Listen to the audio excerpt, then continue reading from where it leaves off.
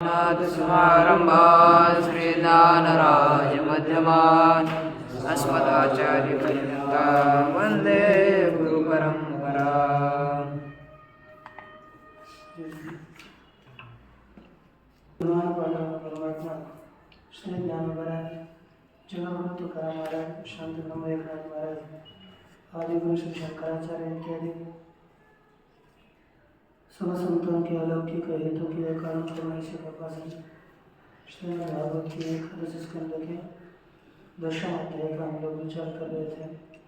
इसमें 21वें श्लोक का हम विचार देखेंगे। विस्तृत विचार किया। यहाँ पर यह बताया कि जो विषय है वह विषय इस जीव को सुख क्या दे सकता है क्या, अर्थात कभी भी कोई भी शब्द आदि विषय जिसको सुख इत्यादि नहीं दे सकता इत्यादि बताया। इस लोक में सुख नहीं, उसी तरह परलोक में भी सुख नहीं है कहते।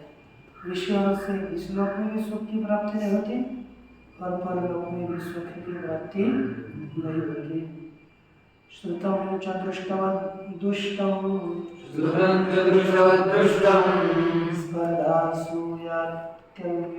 स्पर्धासु यात्ययव्ययैः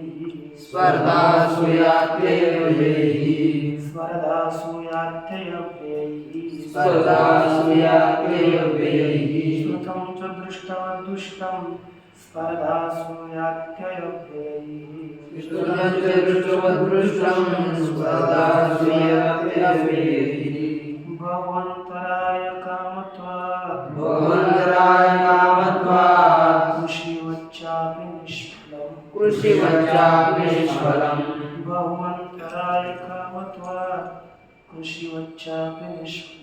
भवन्तराय कामत्वात् कृषिवच्चापि निष्फलम् श्रुतं च दृष्टवद्दुष्टं स्पर्धासु यात्ययव्ययैः। कहते कि स्पर्धा, असूया, अत्यय और व्यय इनके द्वारा श्रुतम दृष्टवत् दुष्टम ये तो है स्पर्धा, असूया और व्यय। क्योंकि इसके लिए स्पर्धा होने से, एक दूसरे में परस्पर असूया होने से, अत्यय होने से, अत्यय माने नाश होने से और क्षय होने से। दृष्टवत श्रुतम दृष्टम, दृष्ट भोगों की तरह श्रौत भोग भी दुष्ट ही है। कैसे बताओ?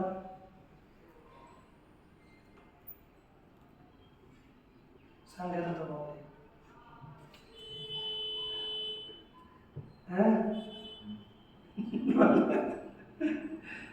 क्योंकि आप पढ़ाते हो तो आपको पूछना पड़ेगा ना, तो इनको तर्क संग्रह का पूछेंगे, कुछ भी हो गया इधर उधर,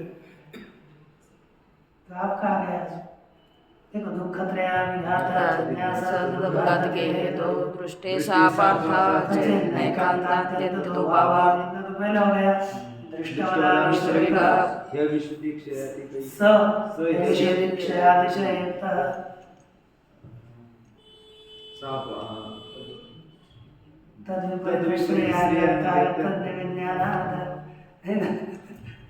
ये पता चला।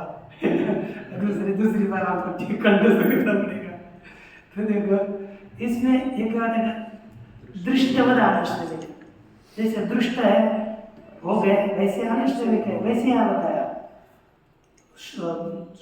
दृष्टवद श्रुतम, श्रुतम अर्थात दुष्टम दूषित है, दुष्ट पदार्थ दृष्ट पदार्थ की तरह आनुष्ठिक वैदिक पदार्थ श्रौत पदार्थ भी वैसे ही है।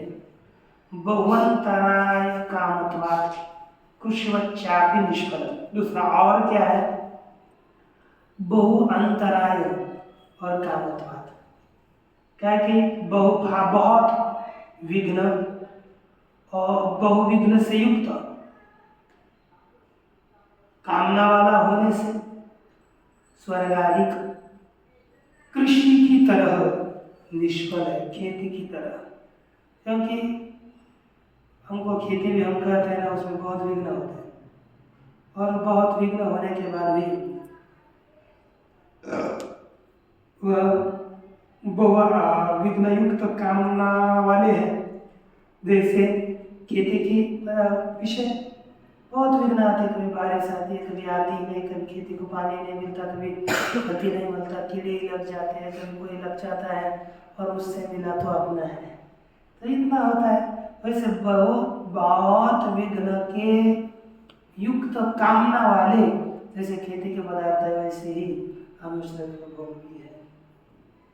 ये इसलिए न हमें लौकिक विषयों में आसक्त होना है, न पारलौकिक विषयों में आसक्त होना है।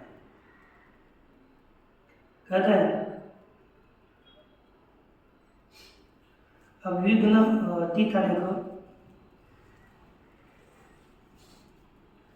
कहते कि एवं अस्मिन् लोके सुखम नास्ति इति उक्तम लोकांतरे अपि तथा एव इति। इस प्रकार इस लोक में सुख नहीं है बताया, और परलोक में भी सुख नहीं है ऐसा कहते। श्रुतम, श्रुतम का अर्थ किया स्वर्ग आदि, स्वर्ग आदि कैसे, तदपि दुष्टम, स्वर्ग आदि भी दुष्ट है। क्यों, कारण बताया कि स्पर्धा होती है। स्पर्धा माने पर सुखासन, दूसरों का सुख सहन न होना, वो हमें मिले इसकी लालसा रहना, ये स्पर्धा हो गई। असूया क्या है, परगुण दोषाविष्करण, दूसरों के गुणों में दोषों को देखना। अत्यय अर्थात नाश, वे अर्थात पक्ष है, उनके द्वारा दुष्ट है। यद्वा वेयो नाश अत्ययो अन्यस्य अतिशय, अलग अर्थ किया। अत्य माने दूसरा का अतिशय उत्कर्ष, अत्य अन्य का अतिशय। तम दृष्टवा तद प्राप्त्या, उसको देखकर उस विषय की तद प्राप्त्या दुखम इत्यर्थ, उस विषय की प्राप्ति न होने से दुख होता है। किंच भवंतराय वैगुण्यादि रूप कामे सुखे, और बहुत वैगुण्यादि रूप विघ्न है जिस काम में सुख में, तस्य भावत्वम तत्वम,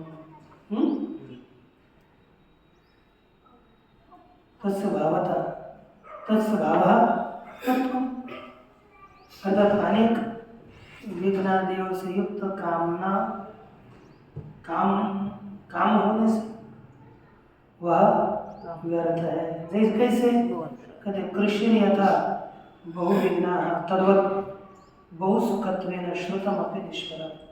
जैसे खेती अनेकों विघ्न वाली होती है, उसी प्रकार यह भी बहुसुखत्वेन श्रुतम अपि, अनेक सुख रूप से सुना गया है, तो भी वह दुख ही रूप है। अब मैंने बता, जैसे दृष्ट है, देखा ना, जैसा देखेला लोको तैसा श्रुत स्वर्ग आदि को, अनादि दोष प्रयुक्त देख सदोख मूर्ख वंचित, वह अनादि काल से प्रवृत्त है और मूर्ख लोग ही इसकी इच्छा करते हैं। इसमें क्या क्या दोष है, कहते स्वर्गीय मनसी दोष को न ऐकतयाचे लक्षण, स्पर्धा असूया नाशुजान तप क्षीण दिव्य, स्पर्धा होती है, असूया होती है, नाश होता है, और तप का क्षय भी दिव्यों के विषय में होता है। अब इसीलिए वहाँ पर स्पर्धा क्या है, तप संपत्ति समान, संपत्ति समान भाई, स्पर्धा होती त्याच्यात है, मद समान भोग पाई ते सुखदायी मानसी। अब स्पर्धा क्या चलती है, ये मेरे जैसे सुख का भोग करता है तो मेरे जैसा कैसा करेगा, तो कुछ वो विषय के वो भोग का सुख नहीं मिलेगा, वो दूसरों के द्वेष से तप्त हो जाता है। जैसे आपने यहाँ पर भी हमें ज्ञान भगवान ने कितना दिया है, भगवान ने अपने ऊपर कितनी कृपा करी है, उसके अनुकूल नहीं रहेगा, इसको इतना क्यों दे दिया, इससे आदमी जलता है, इससे नाश हो जाता है। अब जिसको कम ज़्यादा मिलता है, समझो उसका वो प्रारब्ध है, वही किसी का, कोई किसी के ऊपर समझो आपको हमने कितने रुपए दे दिए? चलो 10,000 दे दिए, नहीं दिए, लेकिन दे दिए। और बारहवेश महाराज को 1,000 रुपये दे दिए। अरे बोलने के लिए चिंता मत करना, दे दिए, हाँ दे दिए। तो महाराज बोलेंगे कि इनको 10,000 क्यों दे दिए और मुझे ये क्यों दिया, ऐसा वो बोलते होंगे सबसे। लेकिन वो क्या है ना कि बोलते वो होगी, उनकी हो रही, आपकी नहीं हो रही, पीछे वाले की हो रही, उनको क्यों दे दिया। तो उससे सहज होता है कि नहीं, समझो। लेकिन दे भी दिया किसी ने भी दे दिया आप लोगों को, आपको ये खुद दिया। एक ही जगह पर कीर्तन करने के लिए गए और कीर्तनकार ने कभी उनको दे दिया 10 और आपको दे दिया 1, ऐसा होता है कि नहीं? कभी कोई लोग करते हैं। लेकिन हमें उसका गुण दोष न देख करके हमें क्या समझना चाहिए, उनके प्रारंभ में 10 थे तो उन्होंने 10 दे दिए, हमारे प्रारंभ में 1 था, 2 था, 4 थे, 5 थे, जो भी है वो हमको मिल गए, है कि नहीं? यही समझकर हम अपना 1,000 में आनंदित हो जाए, है कि नहीं? तो समझो उसको भी 10 दिए और मेरे को 10 दिए, आप बोलोगे क्या क्यों कोई करेंगे? महाराज ने बहुत सुंदर कीर्तन किया और उन्होंने भी सुंदर किया, लेकिन आपने बहुत सुंदर कीर्तन करके आपको 9 दे दिए और इनको कुछ न करके 9 दे दिए, आपको लगेगा खराब लगेगा कि मन में हमने कर दिया, यानी कीर्तन का तो नहीं होना चाहिए, लेकिन ये अपने लिए व्यवहार के लिए बोलते हैं, समझ में आता है इसलिए, तो दूसरे के लिए, क्योंकि वो अपने पास दूसरों का देखते हैं, हम थोड़े हमके वो आगे लेकिन देखते तो होता है नहीं, तो हम बोलेंगे हमको क्या करना है, उसको दे दिए, अपने को 9 दिए, उसका आनंद लेना चाहिए ना, है ना? उसके 9 में दुखी क्यों होना है? उसका 9 है, तेरा रख 9, हमारे पास 9 है तो 10 रखेंगे, लेकिन आनंद रहेगा। इसलिए क्या देखिए स्पर्धा होती है, वहाँ पर भी स्पर्धा होती है। दूसरा क्या होता है, देखो आपना होनी हरिकपदी त्यागी दोष आरोपोनी निंदी ऐसी विषम बुद्धि सुखत ऋतु चित्रशुद्धि तेते कैसे, जैसे आपने से अधिक पद में चला गया तो वो भी उसकी निंदा करना है। मैं प्रथम साल में यहाँ पढ़ रहा था, एक ही कार्यक्रम में गया था और वहाँ पर एक कीर्तनकार आ गया, ऐसा नया ही था, वो उम्र की ज़्यादा नहीं थी, लेकिन कीर्तनकार वो क्या बोलता था, मैं बताऊँ क्या कि ये जो सातारकर है ना, बाबा साहब सातारकर कौन था, वही ना सातारकर है, सातारकर को हमने बड़ा किया है, वो बोल रहा था और उम्र का ऐसे नहीं थी, इनसे बहुत कम थी, है ना, 30-35 का होगा, 30 का होगा, और 2007 की बात है ना। और वो बोले बाबा साकार को हमने बड़ा किया है, क्योंकि वो अब हमारे प्रारंभ से हम हैं, लेकिन बहुत उनको बड़ा करने में उनसे भी अधिक तत्वज्ञान हम बता सकते हैं। कुछ बोल रहे थे, मुझे आश्चर्यचकित हो गए, मुझे बोले वो तो कितने दिन से प्रसिद्ध बूढ़े हो गए और ये उनको बड़ा करने वाला ये कैसे बड़ा हो, छोटा रह गया, मुझे क्यों आश्चर्य लगा। और मैं कीर्तन सो गए, फिर कीर्तन में कुछ बिना वगैरह पखाज को ज़्यादा मैं बोला, लोग शाम को कोई उसको देखा ही नहीं, हमारे साथ जो पड़ा रहा सुन चला। ऐसे प्रारंभ होता है, हम अपनी बड़ाई करने चले तो रात भर ठंडी के मारे कुड़कुड़ते रहना पड़ा और सुबह चलना जाना पड़ा। यही है कि आपने खुद की स्थिति करते हैं और इतना हमला होने पर भी बोलते हैं, ये स्पर्धा ही हो गई ना, मन के का बोलने की स्पर्धा, नीचा दिखाने की स्पर्धा हो गई। ऐसे स्पर्धा। दूसरा क्या है, असूया होती है, कोई अच्छा होगा तो गुणों में दोष आविष्करणीय, देखो असूया तत्पश्चात क्या होता है, नाश भी हो जाता है। एक उर्वशी भोग लागला, एक काळी विद्रुपता पावला, भोगी तपक्षय झाला, नाश झाला, है कि नहीं? तपक्षय हो गया तो नाश हो जाता है। फिर ज्यादा विषयों का सेवन करने के बाद टीबी वगैरह हो जाता है, जैसे क्षयरोगाचे रोगी असेल, अल्पकुपत्यबाधित असेल, तेने जान काम्य कर्मासे अल्पदोषी सकेल, ये विघ्न से युक्त ही होता है, इसलिए इसका हमें स्वीकार नहीं करना चाहिए। देखिए आगे का श्लोक। तावत् प्रमोदते स्वर्गे तावत् प्रमोदते स्वर्गे यावत् पुण्यं समाप्यते यावत् पुण्यं समाप्यते तावत् प्रमोदते स्वर्गे यावत् पुण्यं समाप्यते। अच्छा 26 हो गया। ये तो गया कैसे?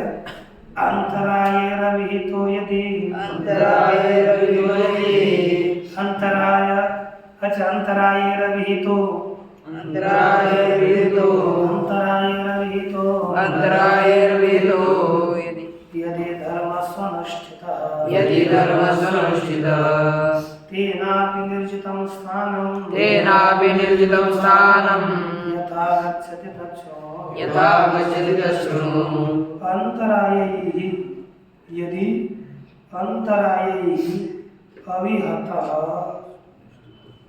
स्वनुष्ठितः धर्मः तेनापि निर्जितं स्थानं यथा गच्छति तच्छृणु।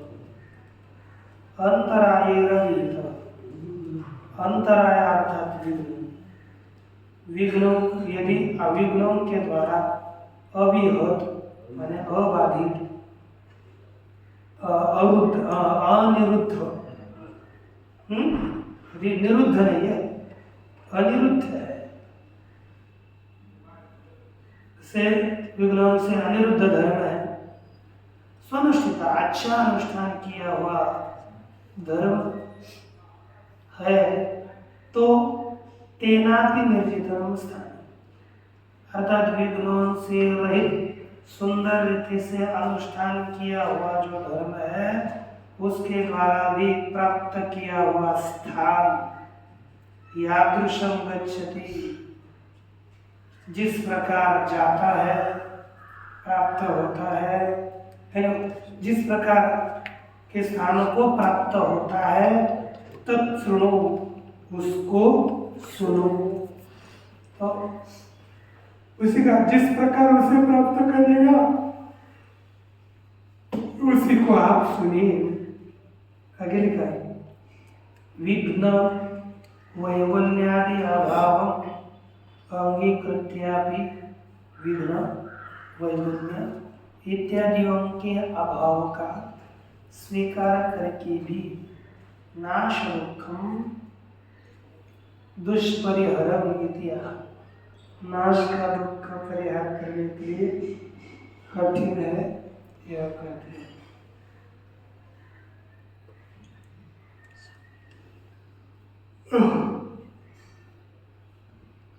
अंतराय पंचभी थे 5 अंतरायों के द्वारा है ना व्यवधान से रहित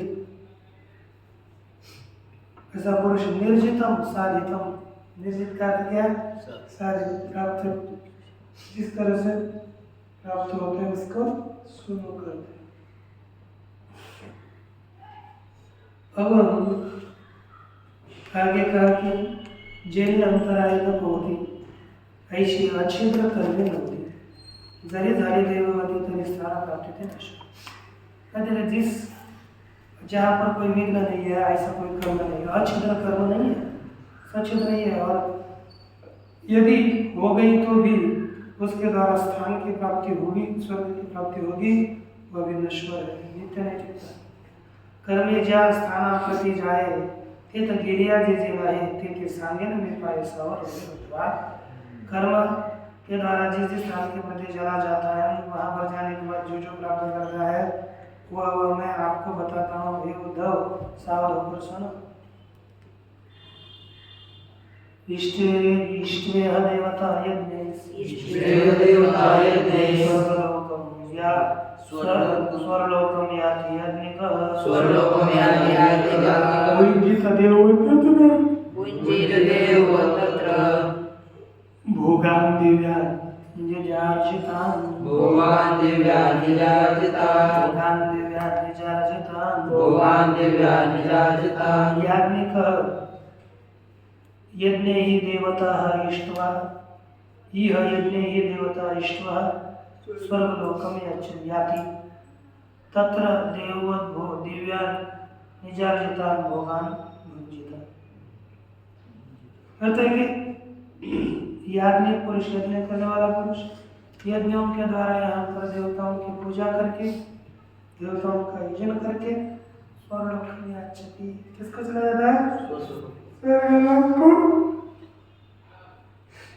चला जाता है।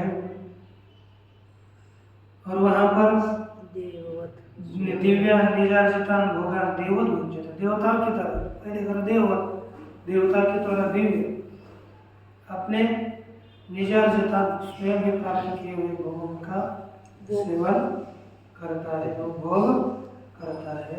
ठीक है ना? क्यों भोगना चाहिए करता है, भोग करता है। देखिए पावनी कर्म भूमियुक्त मुक्ति का, हाँ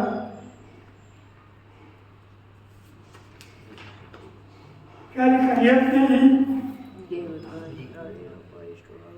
देवता इष्टवा, इंद्रादि, कौन सी? इंद्रादि उनका पूजन करके चला जाता है। अच्छा,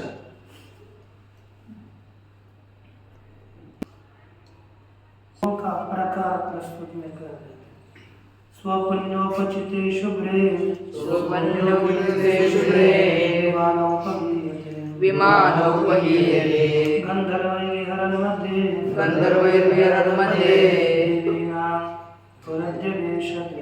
देवीनां नित्यवेशतु। वहाँ पर क्या करता है मनुष्य का उपभोग की स्थिति कैसी है? वहाँ पर कहते हैं कि देवी नाम मध्य वृद्धिवेश भृग सन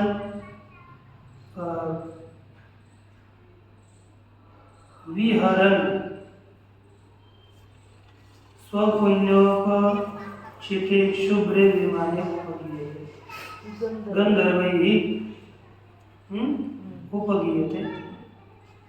अंतिम स्वपुण्योपचिते शुभ्रे विमाने गंधर्वैः उपगीयते।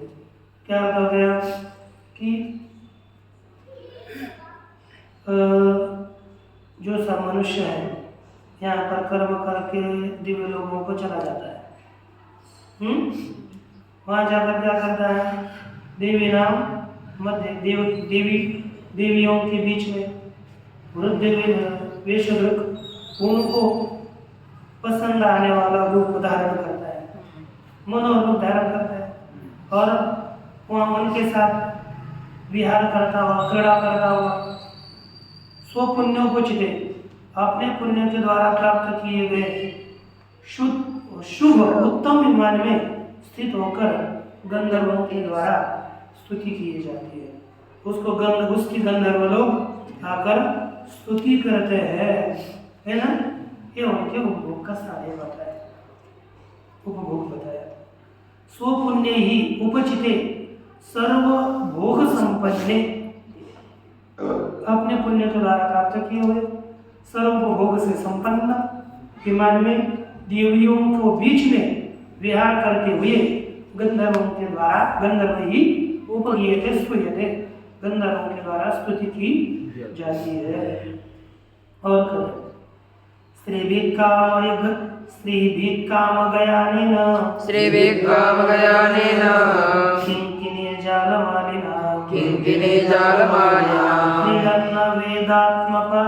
क्रीडन्न वेदात्मपातं सुराक्रीडेषु निर्वृतः। स्त्रीभिः कामगयानेन, देखो क्या लिखा? किंकिनी जालमालिना कामगयानेन श्रीभिः क्रीडन्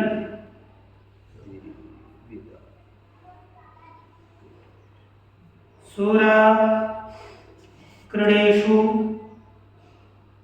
निवृत्त आत्मपातम न वेद। कहते हैं कि किंकिनी जालमालिना कामगयानेन, किंकिनी जालमाला अर्थात छोटे छोटे शूद्र छोटे छोटे घंटी घुंघरू है ना, छोटे छोटे घंटियां, उनके द्वारा अतिशय भूषित किया हुआ, जैसे कई जन को होते हैं ना घुंघरू छोटे छोटे, उनके द्वारा अतिशय सुशोभित, इच्छा के द्वारा जहाँ इच्छा करेंगे वहाँ जाने वाला यान के द्वारा, विमान के द्वारा स्त्री भी क्रीडन, स्त्रियों के साथ रममान होता हुआ, विहार करता हुआ, सुराक्रीडेषु निर्वृता। सुराक्रीड़ा अर्थात देवताओं की जो क्रीड़ा विहार है उनमें ही स्त्रियों के साथ विहार करता हुआ सुखी हुआ। निर्वृता का अर्थ है सुराक्रीड़ों में सुखी हुआ पुरुष आत्मपातम न मिले।